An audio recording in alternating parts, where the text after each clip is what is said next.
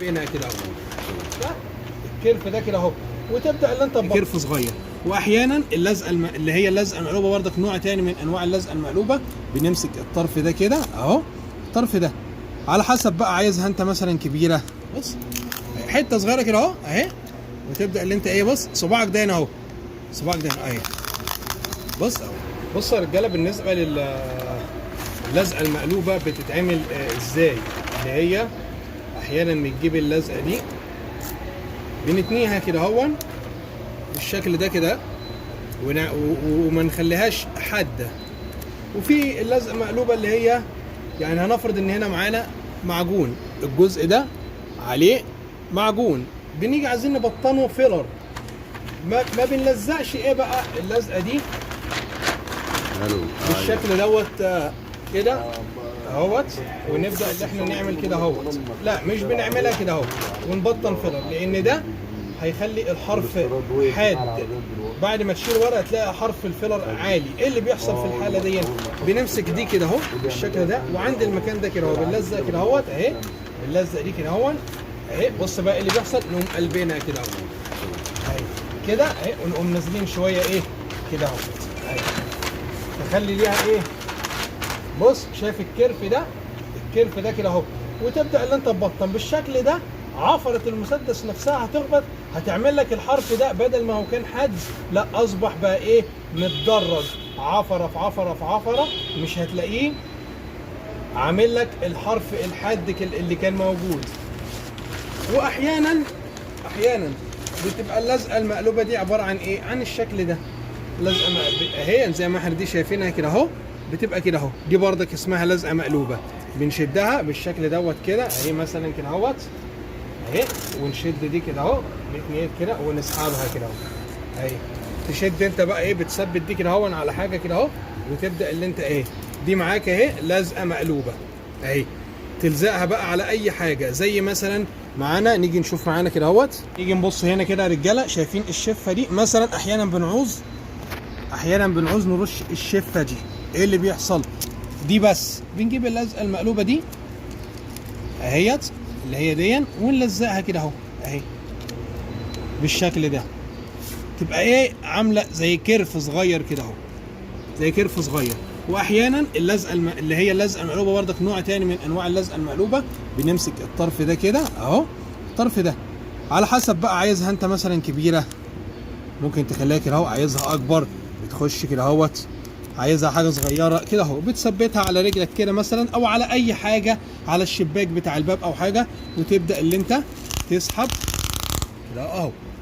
اهي هي مع التعود، يعني هي تعود. انت ممكن ايه، بكره لزقه او حاجه تستغنى في الاول، هتلاقي الموضوع بس عمال يعمل معاك ازاي كده، شويه هتلاقي بتعمل معاك كده، هتلاقي بتعمل معاك كده اهو، هتلاقي الوضع مش سليم. لكن ان شاء الله مع التعود مره على مره هتلاقي نفسك الموضوع سهل جدا اهي، بتسحب اهيت.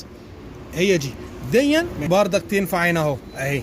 ليه؟ بص عامله ازاي، بص عامله الحرف ده ازاي اهي، غير لما تجيب اللزقه دي وتحطها كده اهو، بص كده اهوت عامل الحرف ازاي، شايف الحرف؟ تيجي بقى لما ترش تلاقي فيه حرف عالي.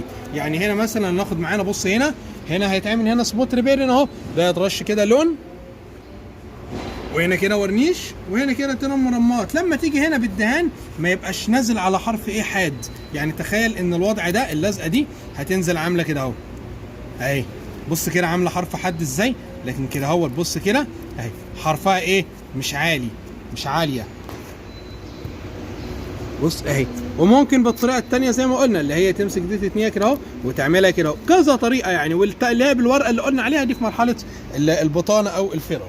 بص هنا كده يا رجاله، ادي اللزقه المقلوبه اللي احنا عملناها اهي، بنجيبها هنا كده اهو، هنا بردك نفس القصه، نرش هنا كده اهو، نقوم جايبين دي كده اهوت اهي، هنا كده اهو اهي، ونبدا نلزقها كده اهو. بص هنا عامله ازاي، تقوم بعد كده تجيب اللزق بتاعك فوق منها كده اهو، اللزق بتاعك يبقى فوق منها كده اهو، وتكمل بقى انت كده اهو. ليه؟ لان انت هترش هنا كده اهو، ادي اللون بتاعك، ادي الورنيش، ادي تاني المرمات. لو الشغل معاك هنا بردك يفضل ان انت ايه، ما تخليهاش لزقه حاده زي ديت، ما تبقاش لازقه حاده كده اهو.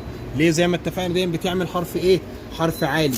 انما دي بص تعمل ازاي مهويه، بتستقبل الحرف ما تخلوش ايه يكون حاد يعني. وهي زي ما اتفقنا اهي مع التعود كده يا رجاله. بص اهي بص اهي بص تتني حته صغيره كده اهو، مش شرط على رجلك اهي. بص دي اهي، شايف دي اهي، بص شايف اهي مفصله اهي نجيبها كده اهوت اهي. بص دي اهي، بص حته صغيره كده اهو اهي، وتبدا اللي انت ايه بص صباعك ده هنا اهو، صباعك ده هنا اهي، بص اهو صباعك ده هو اللي سنده، وهي ماشيه اهي على اي حاجه اهي تعمل لك اللزقه اللي انت عاوزها. هي مش يعني من اول مره مش يعني صعب ان هي تيجي طبعا من اول مره، ولكن ربنا يوفق يعني تيجي من اول مره ان شاء الله اهي. هي مع التعود يا رجاله، هي الموضوع كله تعود واستمراريه. وممكن طبعا تكبرها شويه او تصغرها، يعني ممكن نكبرها مثلا تخليها كده اهو، تعملها كده اهو اهي كده اهو اهي، بص اهي.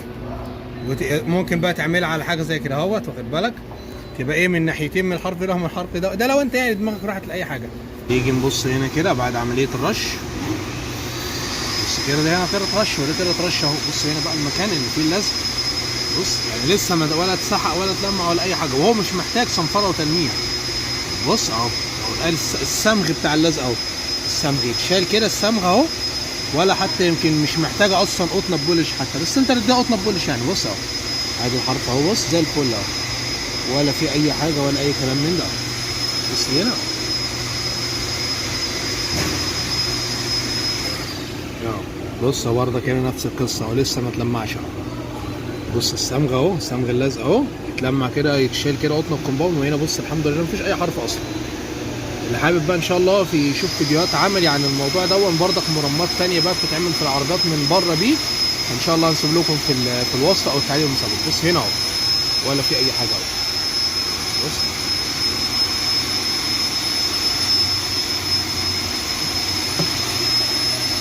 اللي عنده اي اضافه يسيبها لاخواتي في التعليقات. ما تنسوناش في الدعاء، والسلام عليكم ورحمه الله وبركاته.